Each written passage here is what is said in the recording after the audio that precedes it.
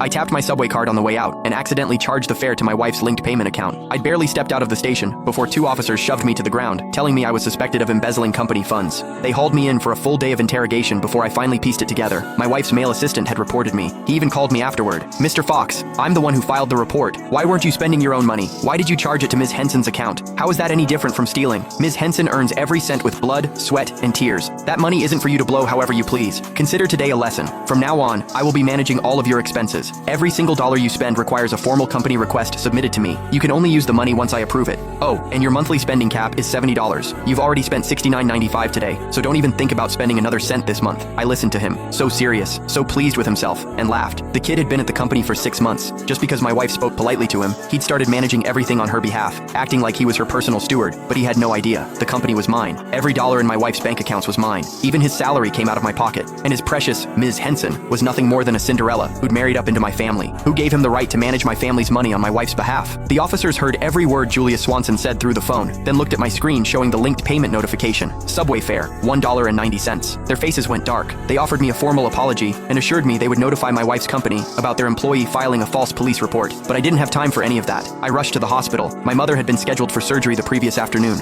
She needed my signature. I never expected to get dragged away the second I stepped off the subway. A full day and night lost. I didn't dare imagine how much her condition might have deteriorated. I burst through the hospital doors and nearly collided with the doctors, who grabbed me by the arms. "Hurry, Mr. Fox, sign now so we can prep for surgery." I signed as fast as my hand could move, then ran to the billing counter. I handed over every bank card in my wallet. The nurse slid them all back across the counter. "Mr. Fox, there's nothing in any of these accounts." My blood went cold. "That's impossible. These cards have tens of millions between them at the very least. How can there be nothing left?" Julia Swanson's words from earlier flashed through my mind, and it hit me. He must have transferred every last cent out of my accounts. I pulled out my phone and called my wife. A few rings, then the line connected. "Honey, But instead of her voice, Julia Swanson's impatient tone cut through the speaker. "Mr. Fox, are you serious right now? Give it a rest. So your spending got restricted. Is that really worth running to tattle about? Let me save you the trouble. Complaining won't change anything. Ms. Henson personally told me to rein you in." I swallowed the anger clawing up my throat. There was no time to argue with him. I got straight to the point. "I'm at the hospital. I need money. Transfer my funds back. Now. Or put my wife on the phone. I need to speak with her." His voice came back through the line, dripping with self-importance. "Ms. Henson is busy. She doesn't have time for your little problems. She's given me full authority to handle this. You need money? Sure. Do what I told you. Submit a formal company request.